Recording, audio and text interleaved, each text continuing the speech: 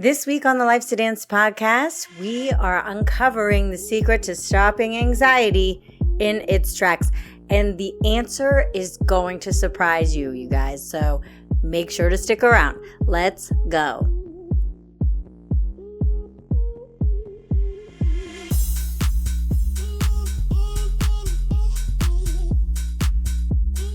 What is up, guys, and welcome back to the Life's to Dance podcast. I am your host, Trey Culata, and I want to thank you, just like I always do, for showing up, putting in the work, supporting the channel, and supporting yourselves on your journey to self-realization and actualization and following this path of exploration as we uncover all those things about ourselves that make us crazy and make us awesome so that we can live our lives with more joy, more prosperity, and more authenticity, which is what this is all about. Because who wants to live somebody else's life, right? I'm here to live my life, baby, and do it my way, like Frank Sinatra says. So anyhow, what are we talking about today? Well, as I teased you in the beginning we are talking about anxiety and the surprisingly simple way to stop it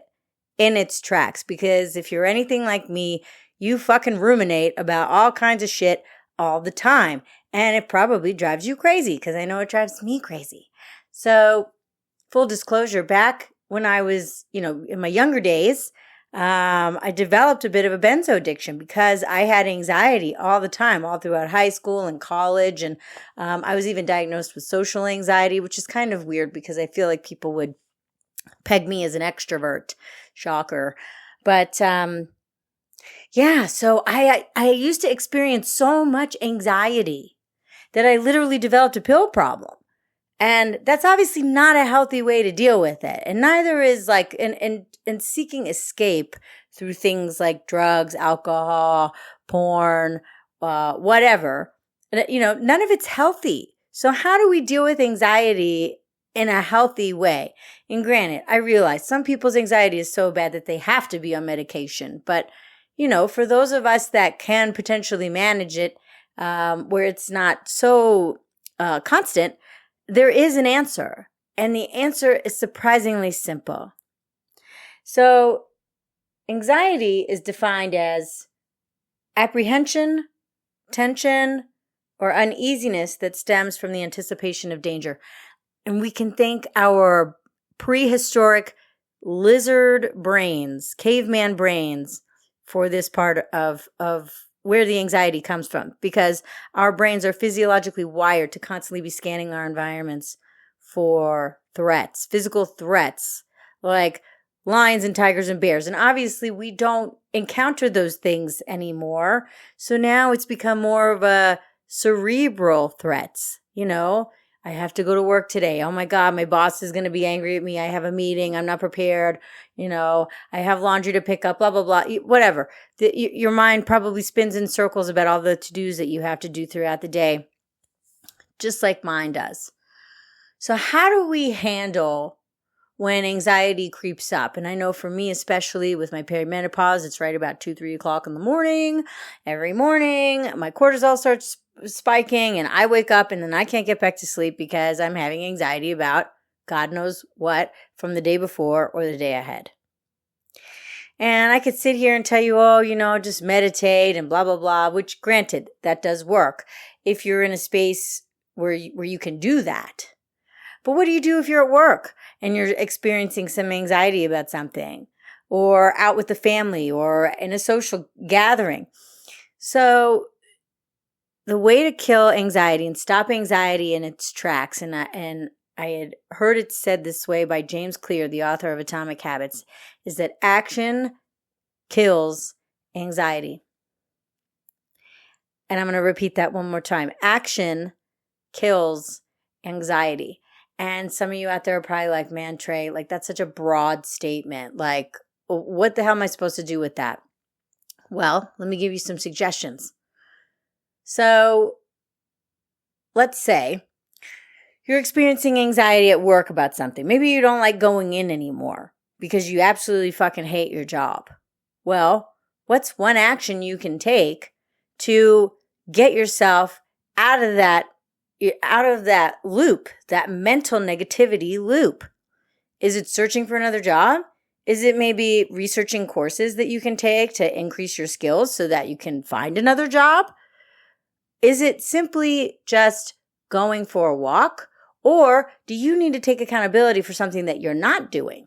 Because I know many moons ago when I worked for an internet marketing firm, I had anxiety about going into work every day because I wasn't actually doing my work like the way that they wanted me to. They wanted me to be making X amount of calls per day and blah, blah, blah. And I just didn't want to do it. I didn't want to do it because I was self-entitled. And I thought, hey, I'm doing good enough. So why do I need to do more? And that attitude will actually get you fucking nowhere. So anyhow, that's just one example. Another example that happens to me all the time, because as much as, we've worked on the current house that we live in, like I have my sights set on something a little bit bigger because our family situation is changing. The girls are growing. And, truth be told, my kitchen, I'm like, I don't know. I need more space. I like to cook and I want that designer chef's kitchen. So anyway, a lot of times I get stressed out just being in my house and I get frustrated and I get anxiety because I'm thinking about the thing that I want in the future that I can't have right this second. And you want to know how I deal with it? What's the action you take, Trey? I start fucking cleaning. And I know it sounds crazy, but like if I start cleaning my house, I actually start enjoying my house a lot more. And I'm already pretty OCD when it comes to stuff, but like for whatever reason, when I start to clean, and this brings me to the kind of the next point about this whole thing, it starts to give you a sense of control. It gives me a sense of control over my situation. And once we start to feel as though we are in the driver's seat, those feelings of anxiety completely dissipate. Sometimes it's as simple as just taking a walk. Like this whole I got to clear my head thing, that phrase, I have to clear my head, it doesn't come from nowhere. If you go outside and think about when you go outside on a sunny day and the sun hits your face and that feeling of just like warmth and peace, it's like a little slice of heaven. Doesn't that just instantly change your mood and stop the incessant barrage of negative thoughts that could be flowing through your brain at any given moment? It works for me. So that being said, anytime you're faced with anxiety about something, you just need to figure out what is one action. And I don't care if it's just one tiny action that you take. And actually, the smaller the action that you take, the better. Because if we break it down into something that's super small to do, we can implement it on a more consistent basis. And when we implement things on a consistent basis, we give ourselves the proof and the evidence that we can do a thing. So then we can do more. We say, okay, now I can take on a little more and a little more. And eventually you find the solution. You're not anxious about the thing anymore. You start performing better at work because you're starting to acquire these new skills. You have a squeaky clean house because, I can only control my environment. I say it to myself all the time. There's very few things that I can control in my outside environment. But if I can make an effort to, control my appearance, because when I look good, I feel good. I think that's most people, whether we want to admit it or not. When you put your face on, you do your hair, you put a nice outfit together and you're intentional about it, you feel better. You feel more confident and poised going into your day. Also, I can control the cleanliness level of my house if I want to maybe rearrange some furniture. Those are the little things that I control to get me through those low points of anxiety, or I guess high points of anxiety, in this case, so that I can, move through it and attempt to attack some of the bigger things that need to happen in order to get to, where I want to be. So I'm going to pose the question to you guys, okay? what is one thing in your life that's causing you anxiety right now?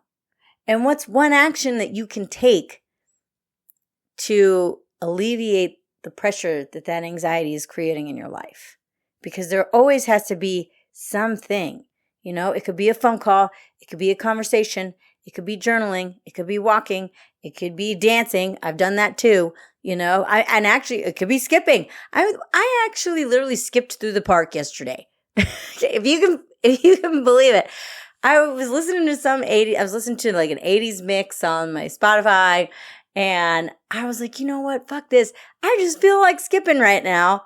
And skipping instantly brings me joy. And you know what? It may, even though I will probably look ridiculous, it's probably going to spark joy in somebody else, because they're going to see me skipping through the park and be like, look at that girl or lady just having a good old time, skipping through the damn park. Because when's the last time you actually skipped anywhere?